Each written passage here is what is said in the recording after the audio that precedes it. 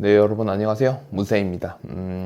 요새 여러모로 애 키우고 회사 다니느라 바빠서 영상을 잘 못 올렸는데 추가로 제가 그 MBN에서 하는 오피스 빌런이라는 프로에 여러 번 나왔는데 찾아봐 주시면 감사하겠고, 어쨌든 그래서 바빠서 영상을 못 올리다가 오늘 일하고 있는데 구독자분으로부터 상담 메일이 하나 왔습니다. 그래서 오늘 영상을 찍게 됐습니다.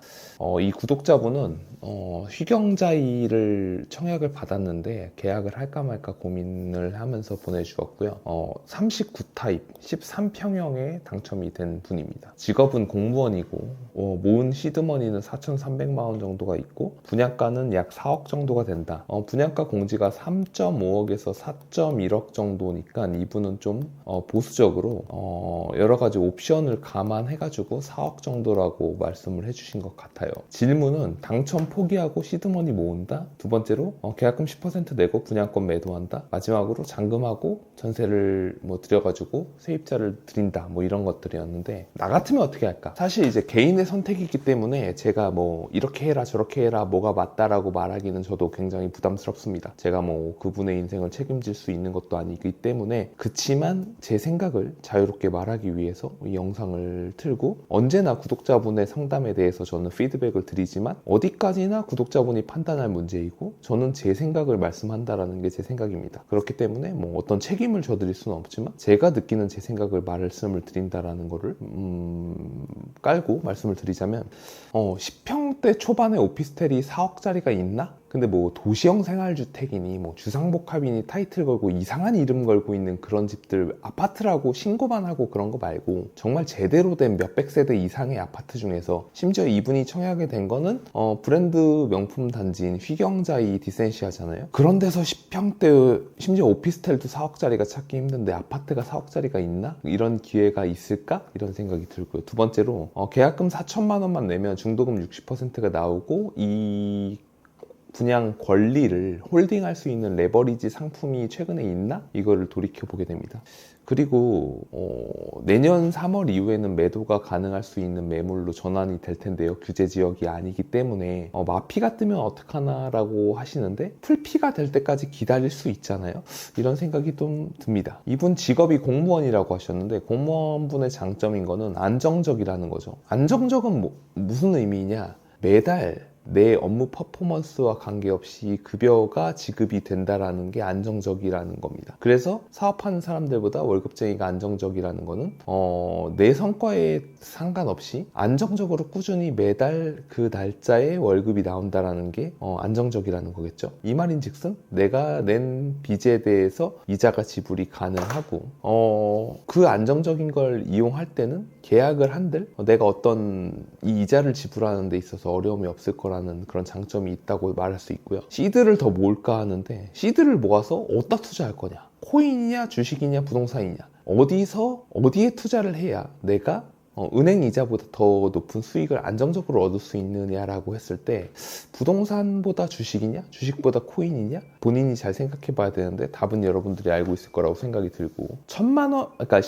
집값의 10%인 4천만 원만 투자를 해도 이 집에 대한 권리를 홀딩할 수 있는 그런 레버리지 효과를 어디서 또 누릴 수 있겠느냐라는 생각이 듭니다. 저 같으면은 계약금 지불이 가능한 수준이면은 계약금을 지불하고 계약을 할 것 같아요. 마피가 난다. 그럼 풀피가 될 때까지 기다릴 수 없나? 내가 입주를 하는 거는 어떤가? 3년 후에 입주가 가능할 텐데, 아마 2025년 이후에 가능할 거라고 보면 벌써 2년 반 정도 뒤에, 그때 시기가 됐을 때 특례 보금자리 이론 같은 게 없을까? 저는 그렇게 생각하지 않거든요. 오피스텔과 비교해도 굉장히 매력 있는 가격대이고, 또 생각해보면 저는 이제 2017년 초에 청약을 받아서 그거를 한 4년 정도, 청약을 받은 이후에 4년 정도 갖고 있다가 팔았는데, 거의 등기 이후에 2년 지나서 비과세 받고 팔았는데, 제가 그 청약을 받을 당시만 해도 그걸 왜 받냐?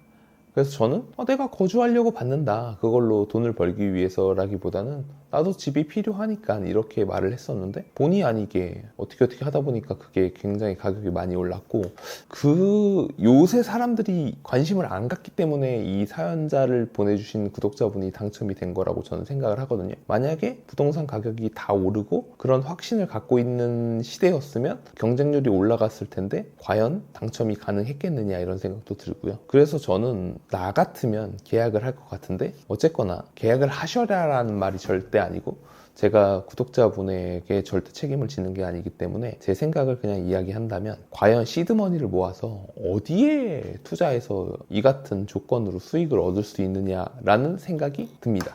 제 말씀을 이해했을 거라고 생각이 들고요. 요즘 뭐 전세 사기니 뭐니 해서 좀 목돈이 아닌 이상 전세를 구하는 게 빌라로 가야 되는데, 그런 것들도 굉장히 사람들이 위험하다고 생각해서 몰리지 않고 그래서 월세를 가는 경우도 많다고 그렇게 보도에 나오고 있습니다. 그렇게 보다 보면은 제가 좀 안타까운 게, 젊은 시절에 시드머니를 모아야 하는 분들이 월세를 내게 되고 그걸로 인해서 집을 매수하는데 꿈이 멀어지게 되고, 반면에 또 한국이 선진국이 됐기 때문에 일정 정도의 소득을 벌게 되면 집을 매수하지만 않는다면 뭐 본인이 원하는 명품 가방이라든가 해외여행이라든가 이런 것들을 뭐 돈 남아서 일본 갔다 오는데 50만 원이면 되고, 50만 원 안 되나? 뭐 100만 원이면 되고, 몇 달치 월급 모아가지고 명품 가방 하나 사고, 집만 안 사면 굉장히 가처분 소득이 높아진 게 또 선진국이 된 한국의 현실이거든요. 그러다 보면 이런 자산 시장에 어떤 돈을 묻어야겠다라는 생각이 멀어지게 되고, 자연스럽게 뭐 그렇게 해서 뭐 미니나 골프나 뭐 이런, 요새는 좀 소득이 올라가서 BMW 3나 이런 거 차 사다 보면은 결혼도 하게 되고, 그럼 돈도 안 모으고 해외여행 다니고 쓰다 보면 좀 금리도 내려가는 시즌에 마통도 쓰게 되면 집으로 돈 버는 시기 지났다라고 생각하게 되고, 그렇게 되면은 또 어영부영 하다 보면 10년 지나 있거든요. 그럼 또 이제 자본주의가 사이클이 있기 때문에 상승기가 왔을 때 또 그걸 놓치게 됩니다. 그렇게 되면 10년 전에 내가 샀어야 되는데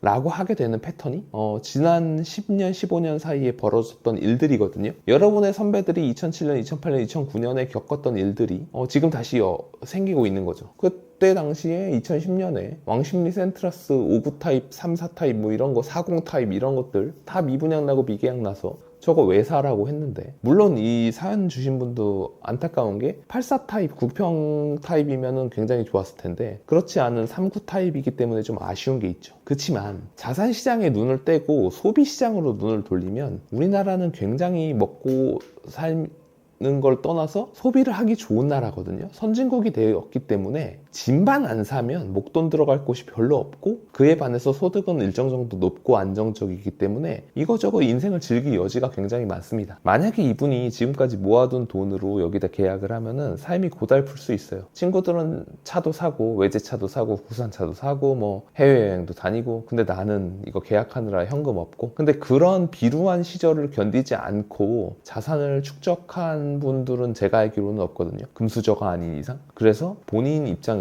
5년 후 10년으로 생각해서 무엇이 맞는지라고 고르면 좋을 것 같고, 저만 해도 집을 2개 계약하고 나서 뭐 입주하기 전에 인테리어를 하는데, 그때 정말 돈도 없고 모아둔 돈도 다 써서 뭐 냉장고 사고 세탁기 사고 할 때 몇 개월 할부로 사고 이럴 때 동네 지나다니다가 허름한 빌라 앞에 외제차 세워져 있는 거 보면 내가 급여로는 가처분 소득이 높을 수 있는데 이렇게까지 꼭 살아야 하나라는 생각을 했지만, 결국에는 돈 쓰는 순서를 바꾸니까 저한테도 좀 숨통이 열리는 그런 순간들이 왔던 것 같고, 그런 이야기를 해드리면서 오늘 영상을 마치면 어떨까 그런 생각이 듭니다.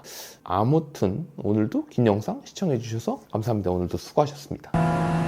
오늘도 긴 영상 시청해주셔서 감사합니다. 오늘도 수고하셨습니다.